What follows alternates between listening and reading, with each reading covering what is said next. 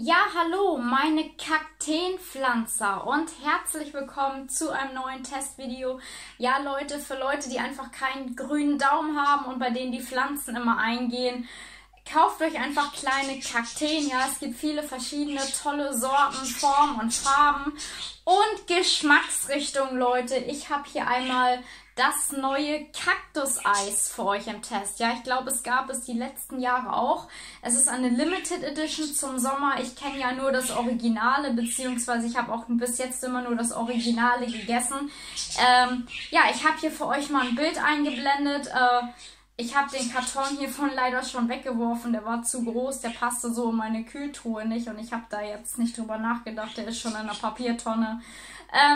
Passt, wie gesagt, nicht in meine Kühltruhe. Ich habe sie einzeln da gelagert. Und ja, wir haben hier einmal einen Himbeer- und Heidelbeer-Geschmack. Ich meine, es ist Himbeere und Heidelbeere oder Brombeere und sowas.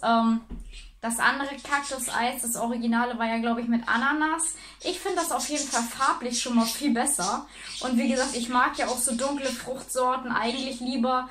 Und ich bin schon mal gespannt, wie es schmeckt. Hier oben natürlich wieder diese grüne knisternde Glasur, die ist ja echt immer top.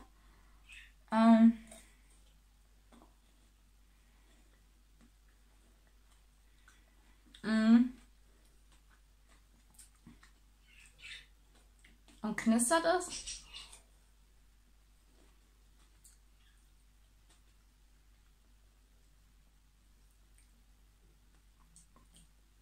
Nein, sie knistert gar nicht.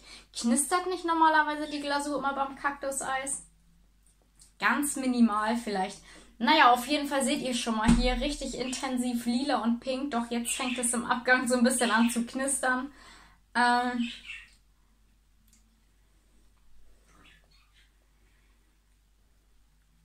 Ich esse ja jetzt so auch lieber Milcheis statt Wassereis. Aber Leute, geschmacklich...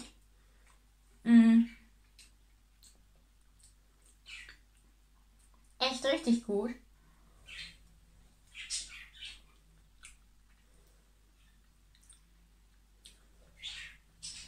Richtig schön fruchtig, beerig, brombeerig.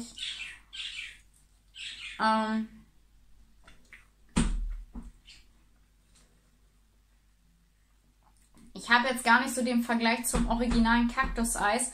Ich finde das auch ein bisschen komisch und blöd, das jetzt zu vergleichen, weil es einfach zwei völlig unterschiedliche Geschmacksrichtungen sind. Ich glaube, das normale Kaktuseis war Ananasgeschmack. Das hier ist jetzt mal Waldfrucht. Also was komplett anderes. Aber wie gesagt, sehr fruchtig für den Sommer. Mal eine Edition, die es nicht das ganze Jahr über zu kaufen gibt. Ist auf jeden Fall richtig gut gelungen.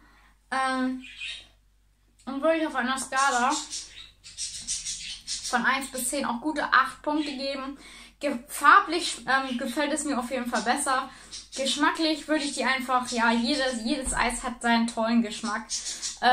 Ich finde es auf jeden Fall gut. Schaut, ob ihr es auch entdeckt. Und ja, pflanzt fleißig Kakteen und wir sehen uns. Tschüss.